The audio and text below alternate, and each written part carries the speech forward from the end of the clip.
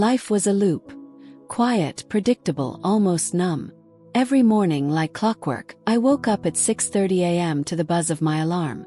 The streets of Burlington, Vermont, still half asleep, hummed with a steady rhythm just outside my window.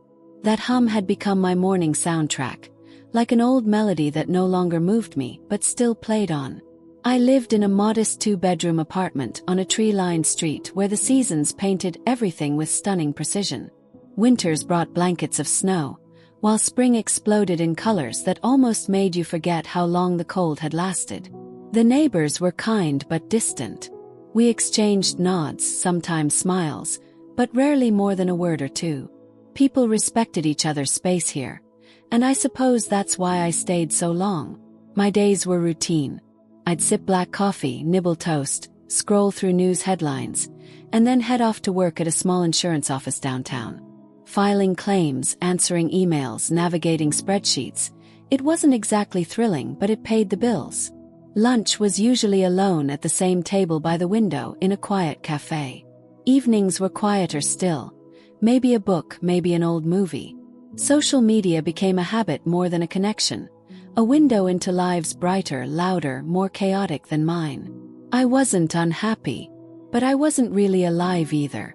Years ago I had faith, strong, unshakable.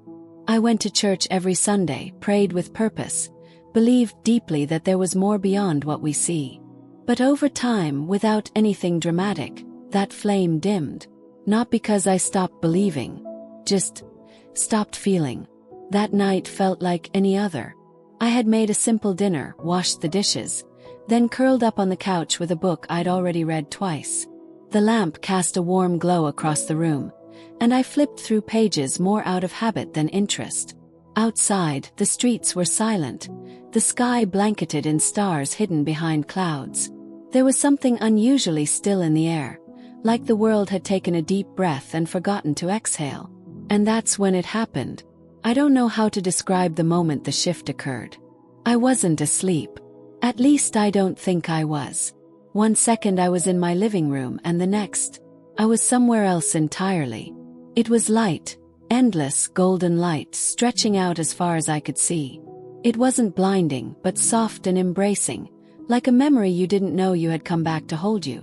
The warmth wasn't just on my skin, it was inside me, flowing through my chest, wrapping around my heart. The air. It wasn't air at all, but something more alive, humming with a sound that didn't come from any instrument. It was music that spoke in silence, a melody I knew without ever having learned. And I wasn't alone. There, in the middle of this impossible place, stood a man. Tall, grounded, powerful, but gentle. He radiated strength without menace, peace without passivity. And somehow I knew him. His face was familiar, not in a way that made sense, but in a way that shook me to my core. George Foreman, the legendary boxer, the 2-time world heavyweight champion, the man whose fire in the ring had inspired millions. But it wasn't the fame or the glory that struck me in that moment. It was the look in his eyes. He wasn't the man I had seen on television, shouting triumphantly in the ring or selling grills in commercials. He was something more, something eternal. He looked at me with eyes that held the weight of generations, kind, strong, and full of something I can only describe as divine purpose. And then he spoke. I don't remember all the words. I wish I did. But I remember how they felt, like thunder and stillness at once. They didn't enter through my ears, but through my soul. It was as if every part of me had been waiting to hear what he said. One phrase etched itself into me with the weight of eternity. Tell them they must be ready. Those words shook me awake. I jolted upright in bed, drenched in sweat, heart pounding so violently I thought it might break my ribs. The glow from the streetlights leaked through the blinds, casting soft shadows on the walls. Everything around me looked the same, but everything inside me felt altered. I'd seen something. I'd felt something. Something real. The warmth from that light still clung to me. The music, if I can call it that, still hummed somewhere in the edges of my mind. And George Foreman. His voice echoed inside me, calm and commanding. I knew without question that this wasn't a dream. Something had happened. Something was about to begin. Before we continue this journey together, I want to invite you to be part of our growing community. If this story stirred something inside you, if you felt even a flicker of connection, please subscribe to the channel and leave a like on this video. This channel is built with faith and passion, not for profit. Your support keeps this message alive. And now, something very special. If you want to be featured in our next video, leave a comment with your name and the city you're watching from. Imagine this. Your name spoken aloud to thousands of people, your city shining on the screen, as you receive a special message meant just for you. Let yourself be seen. Let yourself be known. This is your moment, your 1 minute of light. Drop your name and city below, and I'll see you in the next chapter. I barely slept that night. Every time I closed my eyes, I was pulled back into that vision, not just mentally but viscerally.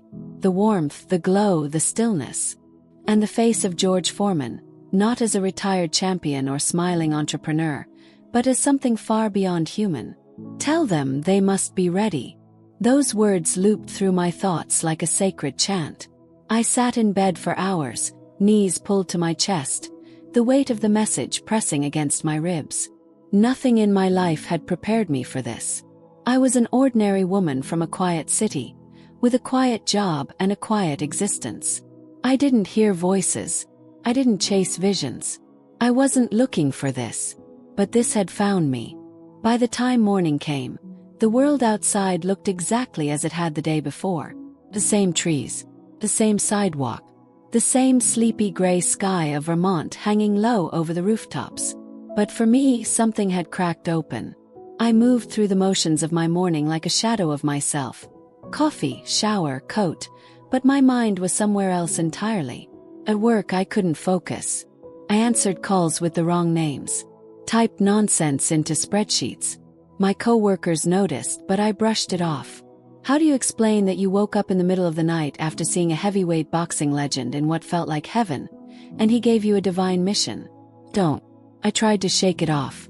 Tried to convince myself it was just a dream. Maybe something I ate. But deep down I knew better.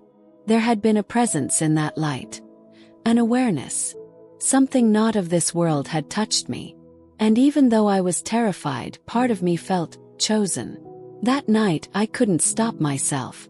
I pulled out my laptop and typed "Spiritual Visions George Foreman" into the search bar. I don't know what I expected to find. Sign. Pattern.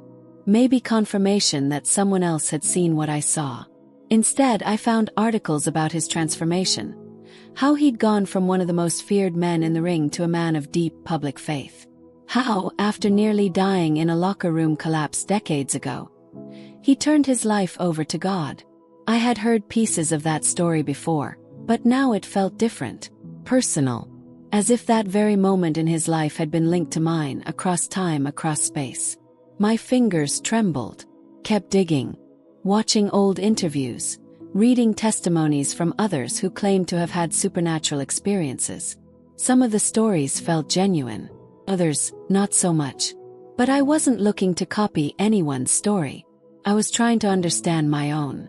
It was around 2 a.m. when I gave up and shut the screen. My eyes burned. My head throbbed. And yet my heart pulsed with something I couldn't ignore. Not fear. Not confusion.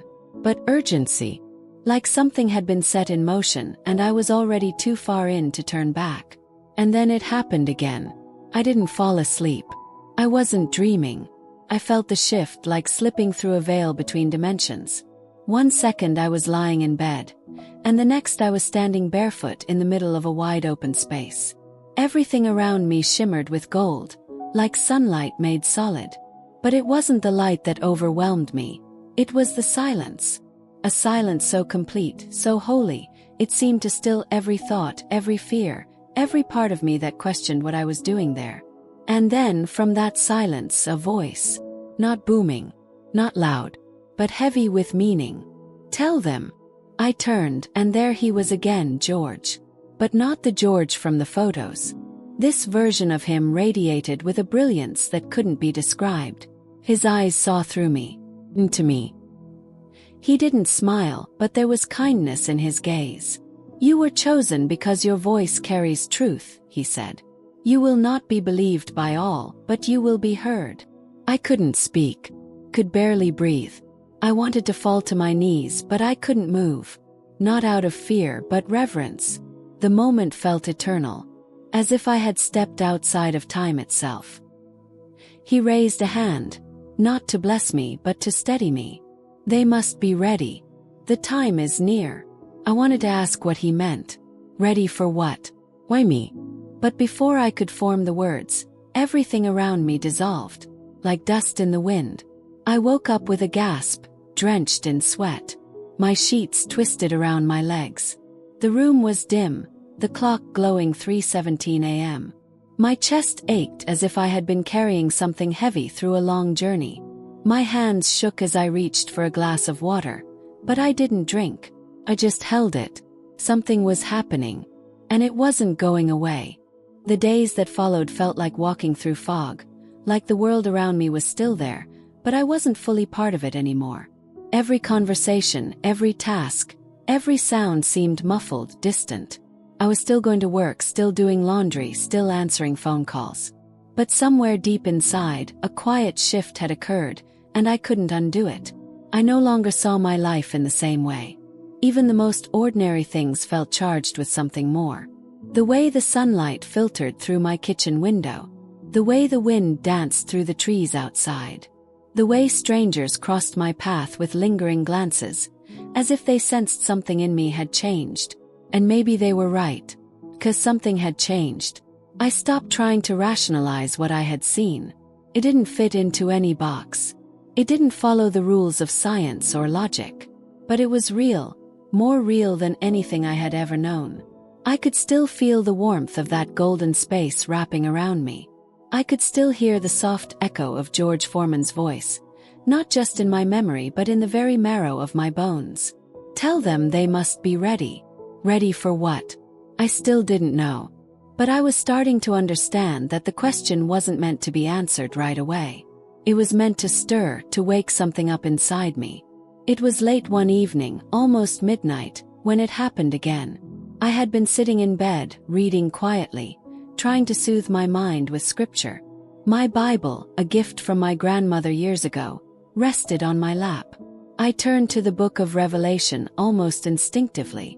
My eyes fell on the words, "Behold, I am coming soon. Blessed is the one who keeps the words of the prophecy of this book." Revelation 22 verse 7. I ran my fingers slowly across the verse, and something in the room shifted. The air around me thickened, heavy but not oppressive. It was as if everything else in the world had gone completely still, and I was the only one left, suspended between heartbeats. Then the light returned. Not from a lamp or a candle but from within. My chest filled with a radiance I cannot describe, and tears welled in my eyes without warning. The pain I hadn't known I was carrying began to lift. All of it. The loneliness, the doubts, the small griefs I had buried under years of routine, rose to the surface like smoke and vanished. In its place came a peace so complete it felt like I was dissolving into it. It wasn't happiness. It wasn't even joy. It was home. That's the only word I can use. I wasn't floating, but I no longer felt bound to gravity. My body was there, still and calm, but my soul was somewhere else. I don't know how long I stayed in that state. Time meant nothing. There was no past, no future, just presence, just stillness, just light. And within that light I knew, without being told, that I wasn't alone. There was someone there, watching, surrounding me with something too big to call love, too vast to name. It was like standing in the arms of the universe and realizing those arms had always been holding you, even when you didn't feel it. I didn't see a face. I didn't hear a voice in the way we hear things in this world. But I felt everything. I felt the heart of God. He wasn't distant. He wasn't silent. He was near, achingly, overwhelmingly near. I saw moments from my life flash before me, not in sequence, but as living memories woven into the present. Times I thought I had been alone. Times I had cried in silence. Times I had doubted. In each one, There was a light beside me that I had never noticed until now. Presence I had ignored. A love I had forgotten. And now I remembered.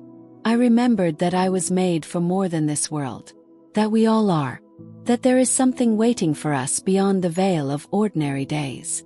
And then, as gently as it had come, the moment passed. The room returned. The air lightened. The ticking clock resumed its rhythm. But I wasn't the same. I closed my Bible and pressed it against my chest, tears falling freely now, not out of fear or confusion but gratitude. I had been touched by something holy. I had crossed a threshold, and there was no going back. The world outside my window was still. A single snowflake drifted past the glass and melted as it touched the pane. I sat there, breathing in the quiet, feeling the divine presence linger like a soft perfume in the air. And then I remembered his words again. They must be ready. But how could I begin to share something so sacred? The answer was coming. I just didn't know yet how close it truly was. The days that followed were unlike anything I had ever experienced. It was as if my spiritual senses had been awakened, not just sharpened but reborn. I could feel things I had never noticed before. The way the wind whispered through the trees. The way certain words in scripture suddenly burned into my soul with unbearable truth. Everything became electric. It didn't stop there. One night, as I lay in bed with the lights off and my curtains drawn, I felt the atmosphere shift again, just as it had before. I knew now not to fear it. It was gentle, intentional, almost like someone knocking quietly on the door of my heart. I didn't need to sleep to enter the space. I just needed to be still. And suddenly I was there again. The golden light welcomed me like an old friend. It didn't blind me, it healed me. I stood barefoot on what looked like air and sky and light fused together. There was no ground, yet I felt steady. There was no ceiling, yet I felt protected. I wasn't floating, but I wasn't anchored either. It was a place outside of time, outside of gravity, outside of pain. And then the visions began.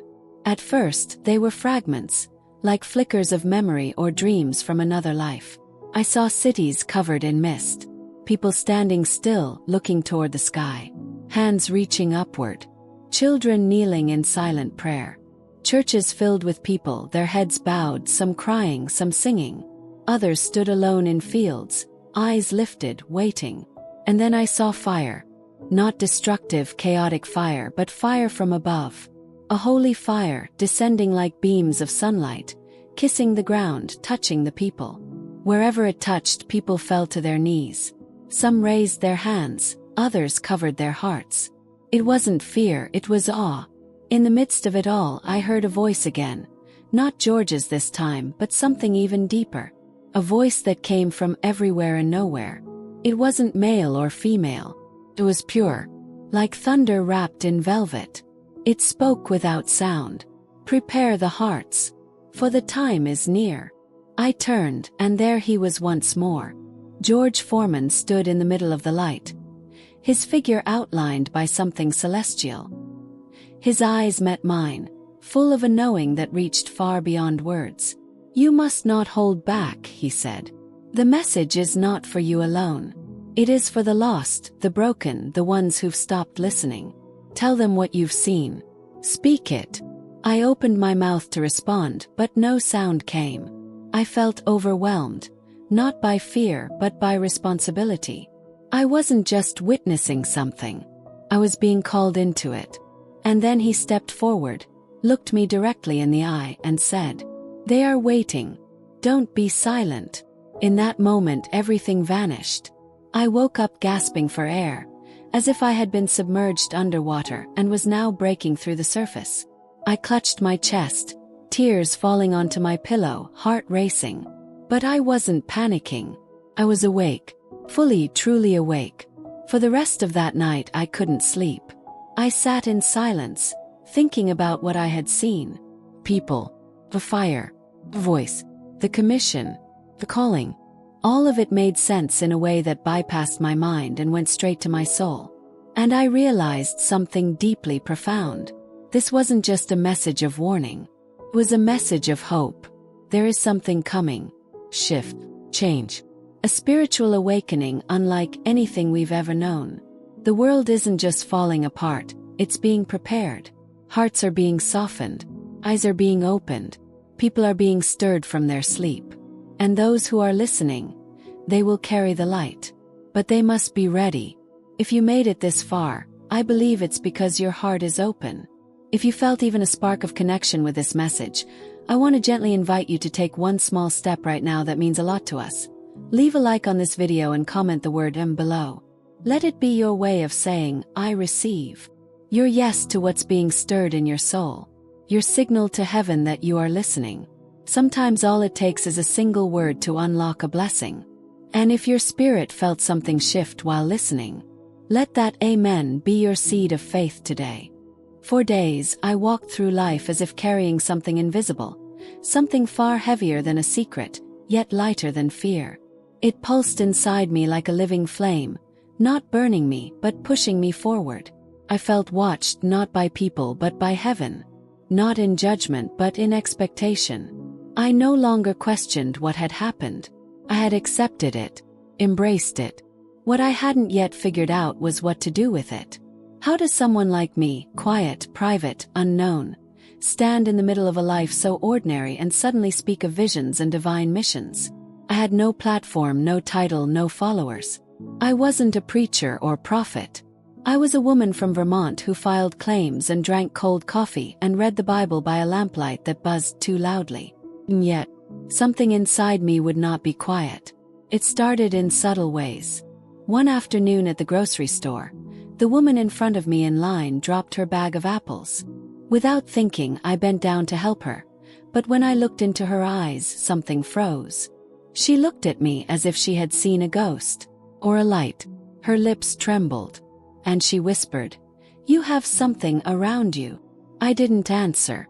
I just nodded, 'cause I knew. Then came a conversation with an old friend I hadn't spoken to in months. She called me out of nowhere. No agenda, just a feeling.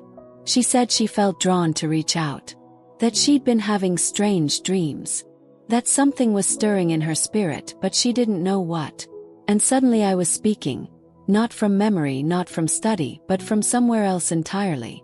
Words poured from my mouth like water, smooth and clear. I told her about the light. About the visions. About George Foreman's eyes holding messages for a world that had stopped listening. And she cried. Not out of fear, but because she recognized it. Something in her had been waiting to hear those words. And now the wait was over. That's when I realized. The mission wasn't about me. It was about them. About us. About every heart that had gone numb. Every soul that had quietly drifted away from its purpose. Every person who had stopped believing that heaven still speaks.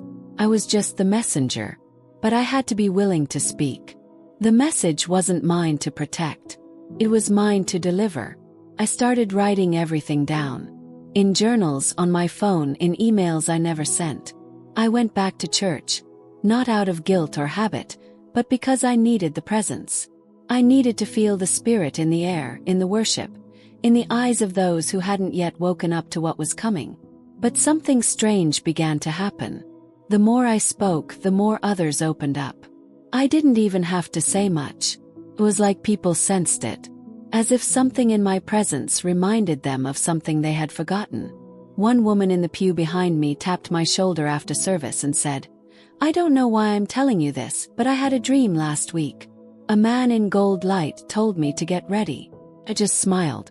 My hands were trembling. The confirmation kept coming. From strangers. From dreams. From verses I'd read 100 times. But now they leapt from the pages like fire on my fingertips. The harvest is plentiful, but the workers are few. Luke 10 verse 2. That verse wouldn't leave me alone. I started waking up with it echoing in my chest. I'd see the number 1002 on clocks, receipts, street signs. Followed me. Or maybe it led me. One night, I sat on my porch, wrapped in a blanket, looking up at the sky. The stars blinked above me like eyes that knew more than they let on. I whispered a prayer I hadn't spoken in years, not asking for anything but offering. Use me. However you need. And I felt it again. That warmth, that pull, that presence. And then, as if carried on the night air, a single phrase entered my mind. Not loud, not forced, just there like breath. Now it begins. I had expected resistance. I had braced for skepticism. I thought people would laugh, question my sanity, turn away. But what happened instead was something I never could have imagined. They listened. Not everyone, of course. Some did raise their eyebrows. A few politely nodded, waiting for the moment to change the subject. But many leaned in. Their eyes didn't look away. Their bodies stilled. Their hearts opened. Something in my words echoed something they already felt. People began coming to me. Quietly, softly, as if stepping into sacred ground. They shared stories they had never told anyone before. Dreams they'd buried. Feelings they couldn't explain. Some talked about the sense that time was speeding up. That the world was shifting. That someone was calling them back to what they once believed but had forgotten. I had become a mirror. Not of myself, but of truth. I didn't have to prove anything. I just had to be available. One woman, a nurse in her 50s, told me she had been having recurring dreams of standing in an open field with fire falling from the sky. Not flames that destroyed, but light that healed. She said it scared her at first. But now she understood. I think it's the beginning, she said, her voice trembling, of something we were all born for. Another man, a Vietnam veteran who hadn't been to church in decades, came to me after hearing me speak during a small prayer gathering. He didn't say much. Just looked me in the eyes, nodded and said, "You're telling the truth. I saw it too back when I died. I just never had the courage to say it out loud." His words floored me. Not because they validated me, but because they reminded me this was real. And I wasn't alone. More than anything, I had become awake. To the movement of the spirit. To the tremors underneath the silence of daily life. To the hearts all around me that were softening, breaking even, but not from despair. From longing, holy longing. And the more I opened myself to the mission, the more the message revealed itself. Not all at once, but in pieces. Gentle confirmations. Unexpected encounters. Words that felt like they weren't mine, yet poured from my mouth with ease. I started speaking at small gatherings. Homes, churches, even cafes where people would gather just to listen. I wasn't preaching. I wasn't trying to be anything. I was just telling the truth of what I had seen, what I had felt, what I now knew. And every time I spoke those words, "They must be ready," it was as if the room shifted. Not dramatically, not with lightning or trembling ground, but with stillness. A sacred silence that filled every space, and made people feel the weight of something more. A woman once asked me, "Do you think it's too late for us?" I took her hand, looked into her eyes and said, "If it were too late, you wouldn't be hearing this now." Believe that. With all my heart. God is still calling, still awakening, still whispering to those willing to listen. We are not alone. We are not forgotten. We are being prepared. The message isn't about doom. It's about awakening. It's about returning. It's about being ready for something greater than we can imagine. And now I see it happening everywhere. In strangers. In neighbors. In you. The ripple has begun. And it's only just starting to reach the shore. If this message moved something in your heart, I want to invite you, gently, warmly, to take one small step. Click that like button and subscribe to this channel. Not just for me, but for you. For all of us. We're building something here.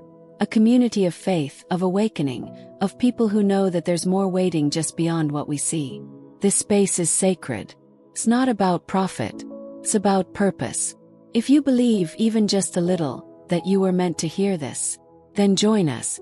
Walk with us. Be part of this journey. We are not meant to walk alone.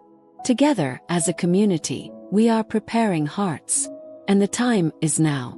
I used to believe that life was something you simply moved through. Wake up, go to work, make dinner, sleep, repeat. I didn't expect miracles. I didn't wait for signs. I thought those things were for other people, special people, holy people. Not someone like me. But now I know better. Since that night when everything shifted, my life has been anything but ordinary. I walk through the same streets, but I don't see them the same. I hear the same voices, but I listen differently. And I feel watched, not in fear but in love. Constant, faithful love. Because once you've stood in that light, once you've felt heaven lean close to whisper something into your soul, you are never the same. The message didn't fade. Followed me. Every time I doubted, it returned with power. Every time I wanted to stay silent, something inside me rose up. Tell them. They must be ready. So I told them. I'm telling you. Not because I have all the answers, but because I now know the truth. And that truth is this. God still speaks. Visions still come. Callings are still real. And yes, you are part of it. The world is waking up. People from every walk of life, mothers, truck drivers, nurses, veterans, teachers, are starting to feel the same pull. That gentle but urgent whisper in their hearts. That feeling that something is near. That it's time to return to the place where faith once lived and breathe life into it again. This isn't a religion. It's a reconnection. To the divine. To the truth. To each other. I've seen too much now to stay silent. And I believe that if you've made it to this point, so have you. This isn't just my story. It's ours. And it's just beginning.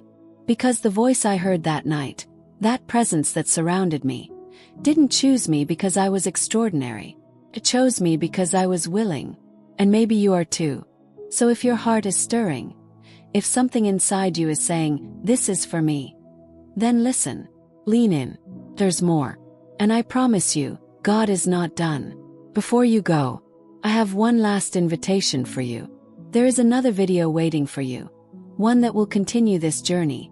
One that holds something truly revealing for your life. It's appearing right now on your screen. Just click it. That's it. Don't wait. Don't question. Let yourself receive what's next. Click the video and step into the next revelation.